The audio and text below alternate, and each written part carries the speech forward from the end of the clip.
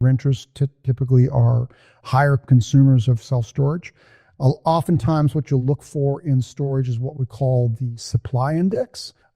And typically, this is kind of the ballpark figure that a lot of storage operators use for a number of years, which is you want a sort of a normal market equilibrium is about 7 square feet of self-storage per capita. And so if there's 100,000 people in an area, then you'd expect to see about 70,000 square feet of storage. It would be the supply index. And if there's less than that, then it's usually an undersupplied market, and you should be able to build new storage there, and it should lease up. Or it could be oversupplied if it's more than that.